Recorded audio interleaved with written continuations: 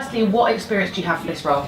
Yeah, so previously I've been a student union president at college, so I've been involved since a young age in union activities, and I've been a postgraduate before, so I know it's like that was at Bath, and now I'm here doing a postgrad. If you could only change one thing for postgraduate students next year, what would it be?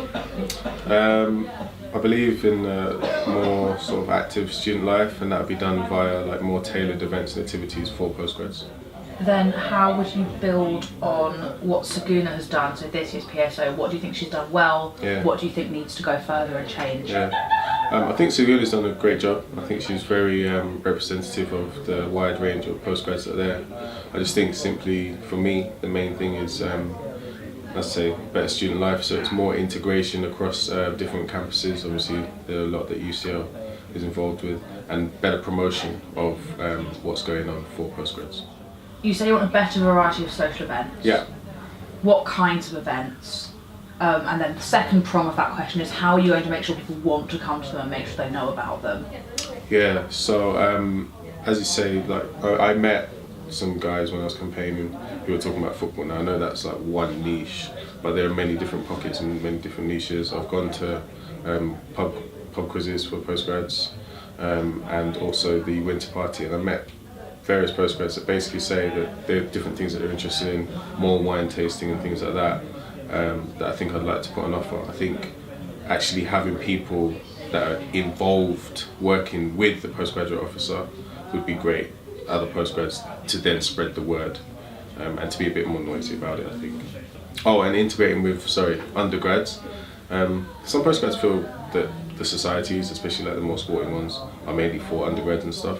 So I think it's just having like little sort of pockets of events that or activities that might be initially postgrads only and then merging them together. You talk about looking at alumni relations groups and alumni communities that are department specific after postgrads leave university. What do you think you can set up there that does a better job than UCL's established Department of Alumni Relations? Yeah, I think they do a great job. And I mean, for me, especially as a PGCE student at IUE, there actually isn't anything that exists for PGCE alumni. Say, for example, in their first year of teaching can be a very difficult year. I can imagine that's the same with anybody that leaves university and any other faculty, any other course.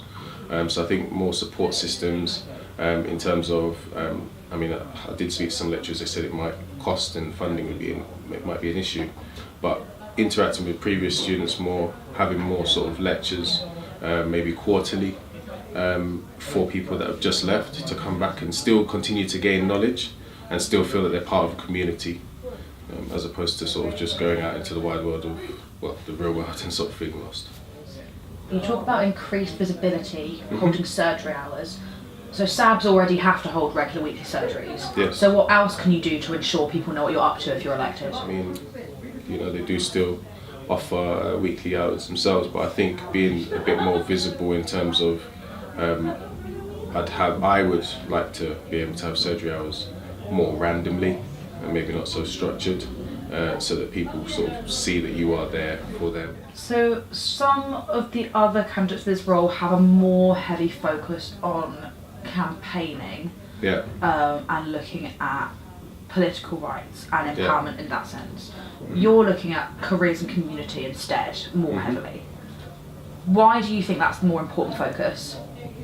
I mean, I wouldn't neglect campaigning or any political issues. I think, for example, the international student situation in this country, especially for postgrad students, isn't great in terms of the visas, and it's something that I would definitely be involved with.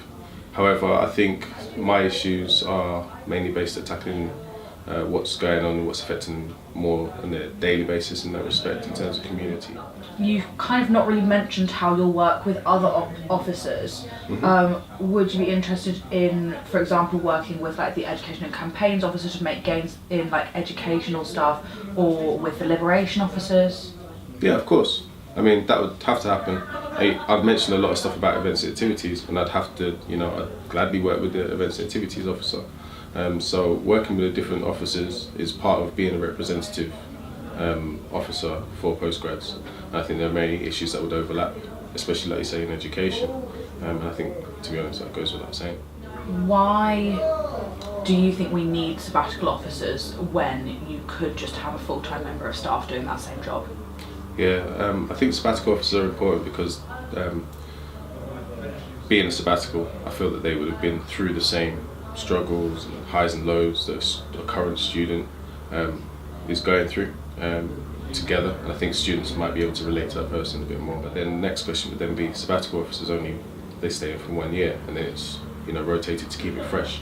Can you guarantee that in a full-time role?